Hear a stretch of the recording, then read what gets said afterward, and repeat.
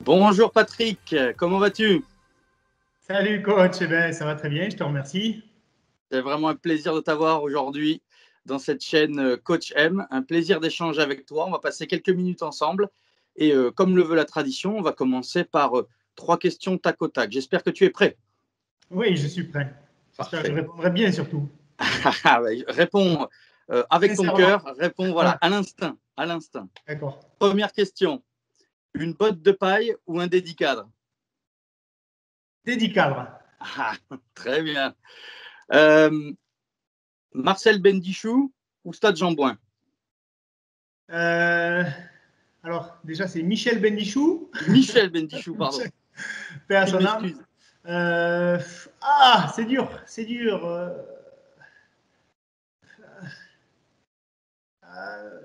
Michel Bendichou. Bon, c'était presque du tac au tac, hein. Mais tu vois, là, c'est le cœur qui parle. Hein. L'hésitation. Le cœur, et après, il y a l'évolution de carrière et bien sûr. Pas les mêmes souvenirs. Il y a plein de choses. C'est dur. La première sélection contre les Springboks ou une Coupe du Monde? Première sélection contre les Springboks. C'est beau ça, hein. On s'en souvient toute sa vie. Oui. D'autant plus que j'étais titulaire. À la Coupe du Monde, j'étais plutôt remplaçant. C'est Imanol qui était titulaire. Donc, la Coupe du Monde, c'était fabuleux. Mais moi, j'ai fait 4 matchs sur 7. Mais c'est Imanol qui avait le poste. Et c'est quand même ça reste une aventure humaine énorme. Mais la première sélection te marque à vie. Oui, la première sélection, parce qu'elle est sortie un peu de nulle part. Je venais de passer un an au Stade français. Je venais d'arriver au Stade français, un an remplaçant. Derrière Christophe Juillet, derrière Richard Pouljont, Christophe Moni. Et à la fin de la saison, je pars en tournée avec l'équipe de France. C'était complètement inattendu. Remplaçant en club et titulaire en équipe de France. C'était hallucinant. Ah oui, en plus, on gagne ce premier match. On partait avec une équipe totalement remaniée. C'était les débuts de Michalak, de Poitronneau, de Jean-Jean, enfin, le trio toulousain. Et on devait prendre 40 points à chaque match. Et on gagne ce premier match contre toute attente. Donc, c'est de très beaux souvenirs. Ouais. C'est magnifique. Alors, je sais que ta carrière a été longue et riche, en titres, en émotions, et puis aussi en finale, en tout genre. Mais si tu devais décrire ton plus grand souvenir, sur ou en dehors d'un terrain, quel serait-il? Si tu veux en choisir un. Si je parle du sportif, je vais dire la finale avec Colomiers au Stade de France le 15 juillet face au Stade français. Donc une finale avec un club qui était en plein essor face à mon futur club. J'avais déjà signé au Stade français, donc je jouais une finale contre mes futurs coéquipiers. Et malheureusement, on perd cette finale. J'ai ce regret d'une part de ne pas avoir gagné la Coupe d'Europe, d'autre part de ne pas avoir inscrit le nom de Colomiers sur le bouclier de Brennus. Donc ça reste un souvenir gravé quand même. Oui, mais il y en a beaucoup finalement. J'ai pas trop de mémoire, mais il y a des souvenirs comme ça. Parce qu'extra sportif, j'aurais pu te dire la rencontre avec Hélène Ségara, par exemple. Oui, voilà. Qui m'a fait signer au Stade français. J'avais lu cette histoire en effet dans un article et c'est comme ça qu'ils ont réussi à te convaincre. Si je me souviens bien, Max avait usé de ses relations pour pouvoir te faire monter à la capitale, c'est ça? Exactement. Bon, il y sera arrivé sans ça, mais c'est l'anecdote qui fait la beauté de la signature. Ça fait quand même 2 belles anecdotes, une en dehors des terrains et une sur le terrain, c'est bien. Et d'ailleurs, ta carrière, comme je le disais tout à l'heure, a été très riche. Si tu devais mettre un mot sur le succès, notamment qui a fait ta longévité. Dans Coach M, on parle à beaucoup d'entrepreneurs, de salariés, d'employés qui gèrent la carrière et qui font le parallèle avec le sport. Toi qui as été un sportif de haut niveau, et on le verra après, qui a aussi cumulé parfois au départ ta carrière de travailleur, hein, du quotidien, si tu devais mettre un mot sur ta longévité, quel serait-il? Encore une fois, un mot, c'est difficile parce que il est très dur de trouver un mot qui va résumer tout cela. Il y a un mot qui me plaît beaucoup, c'est le mot respect. C'est un sport qui nous inculque de nombreuses valeurs, et notamment la valeur de respect. Respect de l'entraîneur, respect des consignes, respect de l'arbitre, respect du public, respect de l'adversaire. Ce mot résonne régulièrement dans le vocabulaire des coachs, des joueurs, des supporters. Je j'y tiens beaucoup. Et aujourd'hui, quand je vois certaines attitudes, certains comportements, de jeunes notamment, c'est souvent le mot qui revient, quoi. Ça manque de respect. Ça manque de respect. Après, pour durer, je dirais aussi la chance, parce que des fois, on passe très près de l'accident. Et puis l'accident, il arrive toujours au mauvais moment. Quand je me suis blessé en 2002, c'est la veille du tournoi Destination. Je viens de faire 6 matchs en équipe de France titulaire. Et puis je me blesse à Toulouse, une semaine avant le début du tournoi Destination. Je me blesse sérieusement, puisque je me désinsère l'ischio-jambier gauche. Et là, je pars pour 7 mois d'inddisponibilité. Et puis c'est le début d'Imanol. Donc je perds ma place en équipe de France un peu sur blessure. Cette année-là, ils font le Grand Chelem en plus, donc bon, je passe à côté de beaucoup de choses. Donc, parfois, j'ai eu beaucoup de chance, parfois, j'en ai manqué un petit peu. Mais plus on en a, et plus on va loin, c'est sûr. Et il doit y avoir un peu de résilience aussi, parce que au final, 2002, c'est une année avant Coupe du Monde, et malgré ta blessure, ta rééducation de 7 mois, tu es à la Coupe du Monde en 2003. Donc, il doit y avoir aussi du travail aussi derrière ça. Oui, puis après, il y a la chance de ne pas être trop vieux, parce qu'à 27 ans, 2006, j'ai 28 ans. À 28 ans, quand on a une blessure comme ça, on sait qu'on a le temps devant nous pour revenir. On a une blessure comme ça à 33 ans, c'est fini. On ne reviendra pas. Donc oui, je reviens, mais derrière, je me reblesse. Je reviens au mois de septembre. Derrière, je me reblesse, j'en reprends pour 2 mois. Et puis, je finis quand même par réintégrer le groupe pour le tournoi des 6 nations de l'année 2003, où je fais 2 matchs, je crois, Italie et Pays de Galles.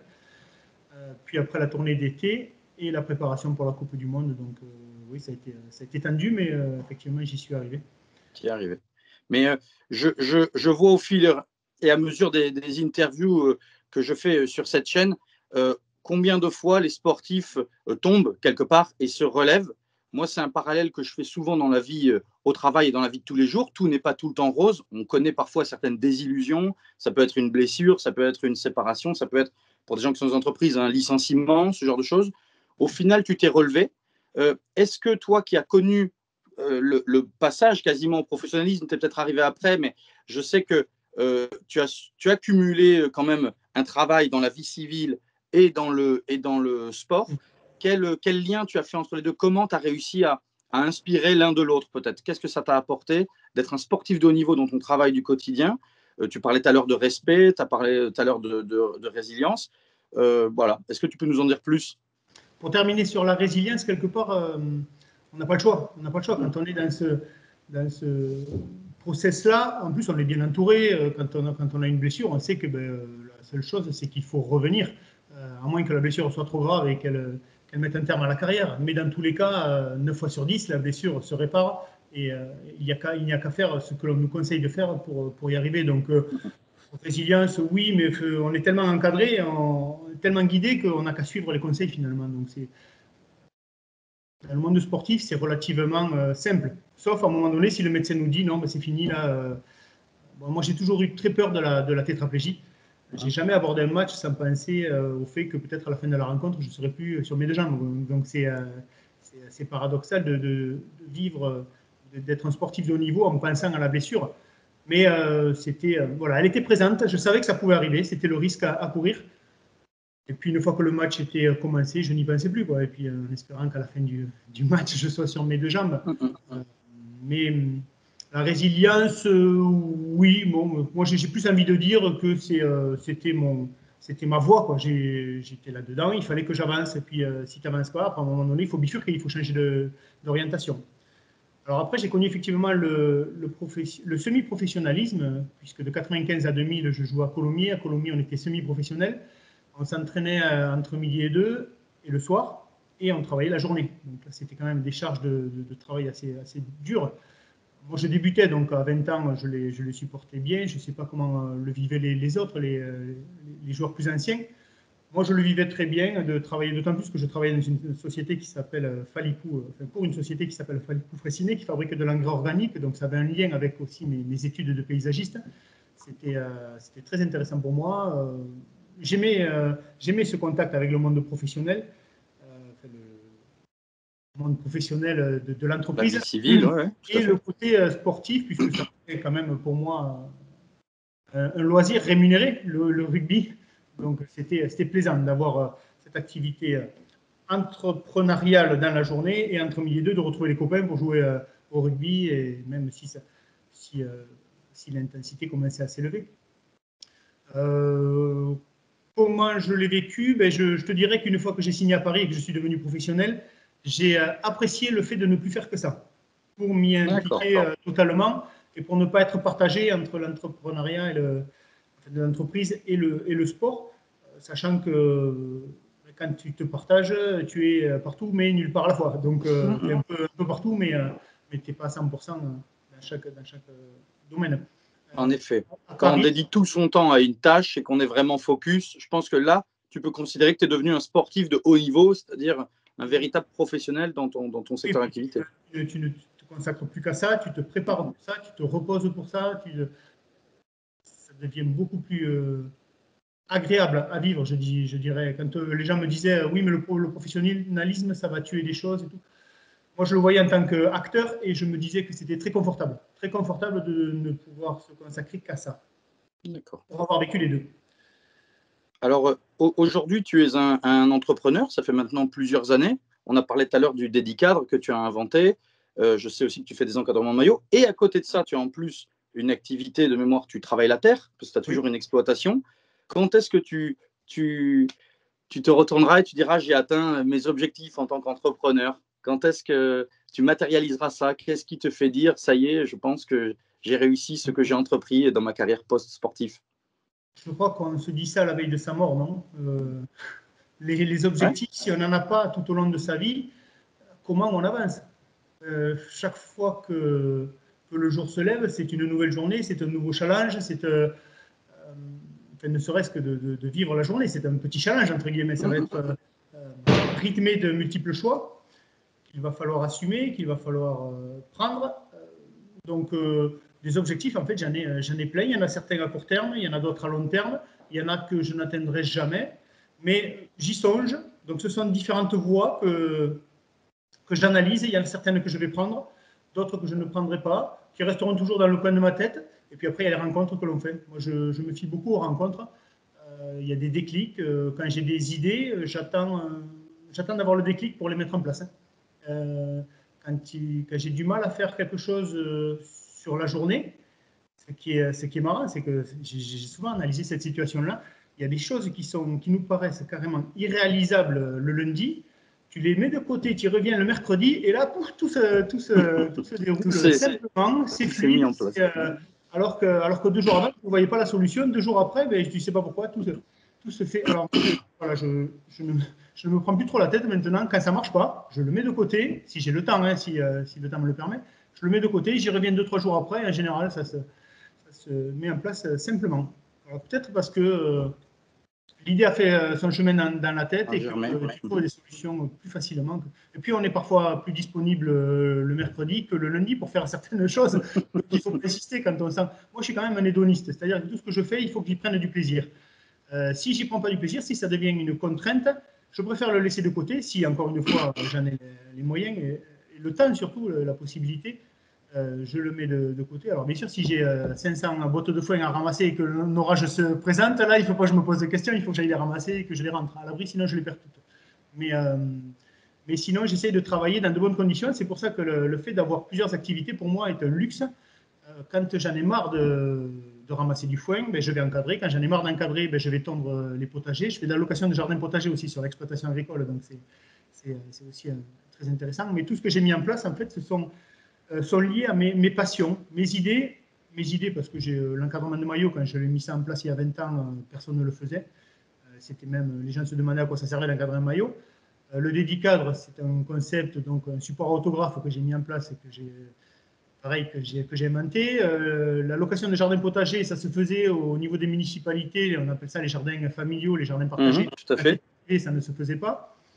Voilà, ce sont des niches que j'ai développées, mais qui ont un lien avec mes passions. Moi qui suis très bricoleur, qui suis très proche de la nature, très proche des animaux.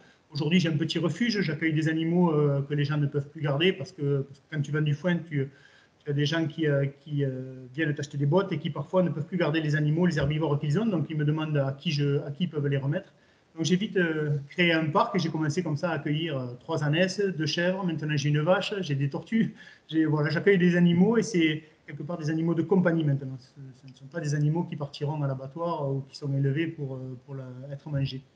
Donc tout ça, c'est, je me suis fait un petit univers dans lequel je suis à ma place. Tout à fait. On sent le fil rouge dans cette discussion aussi. Tu as parlé initialement de respect, voilà, des autres, respect sur le terrain, les valeurs qui t'ont été inculquées, et puis voilà, des règles à suivre, de l'engagement, hein, c'est-à-dire ce passage du professionnalisme au sport en arrivant à Paris où tu as fait que ça, et quand on fait que ça, ben, on est plus focus, on est entre guillemets, on est meilleur. Et puis quelque chose aussi qui est très important, c'est prendre du plaisir.